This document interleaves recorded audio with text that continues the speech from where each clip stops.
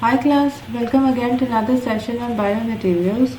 So in our quest to explore polymeric implant materials further as our mission for the third unit, let us now discuss the synthetic polymers that are biodegradable. So we have basically three synthetic polymers which are biodegradable. So we have polylactic acid, polyglycolic acid, polylactic co-glycolic acid, right? So let us start with polylactic acid.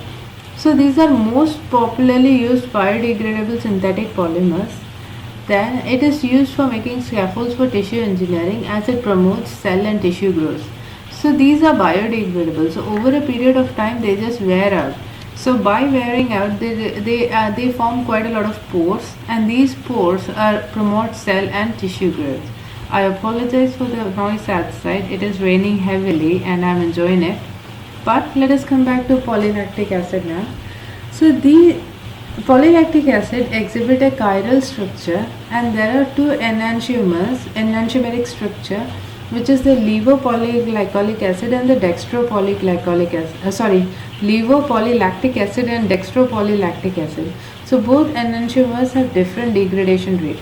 So depending upon your application, whether you want something that will disintegrate quickly or whether you want something that is going to slowly degenerate, depending upon your applications, you will either choose the levo or the dextro version. Now both of these, they ultimately degrade, and that is by hydrolysis, and the process is affected by the hydrophilicity and the crystallinity of the material. So more crystalline the material is, faster the degradation. And then levopolylactic acid is widely used for biomedical application because of its superior biocompatibility and slower degradation. So if you are implanting a biomaterial that is degradable, you want the biomaterial to serve its purpose before it degenerates, right?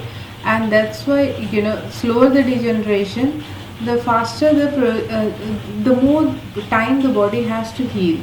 That's why levopolylactic acid is widely used. So let us move on to polyglycolic acid. So not much in it. So it is the simplest form of linear aliphatic polyester, and it is biodegradable and biocompatible. Obviously, if you are using it as a biomaterial, then it has to be biocompatible. Then you have it has highly crystalline structure, and it is hydrophilic in nature. It loves water, and because it loves water, it completely gets absorbed in the body within a few days after implantation. It exhibits really high tensile strength and modulus, and is too stiff that it makes, and it is quite stiff, and that is why it is chosen for a variety of biomaterials, for a variety of biomedical application. Now polylactic co-glycolic acid is a copolymer with PLA and PGA macromolecules. So by changing the composition of the macromolecule, the degradation rate of PLGA can be modified. Now if there is a 50-50 percentage of levo-PLA and PGA, then that will result in a PLGA with a faster degradation rate when compared to the individual material.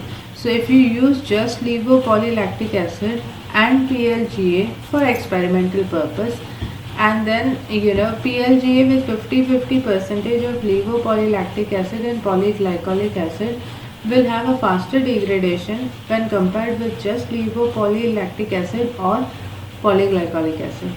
So owing to its biocompatibility and tunable biodegradability, so this is 50-50 percentage of levo PLA and PGA. But if you change the composition, say 70% of LPLA and then 30% of PGA, then that will probably result in slower biodegradability. And if you increase the polyglycolic acid more, then that would result in faster degradation. So we can control based on the proportion of LPLA and PGA in our polylactic PLGA basically. So we can control the biodegradability. That's why this is very, very useful in tissue engineering. So when you are trying to regenerate tissues, then this PLGA is a very, very widely used material. I hope you had a very fruitful session learning about synthetic polymers that are biodegradable. I shall see you again soon in another video where we shall explore more polymers. Thank you very much.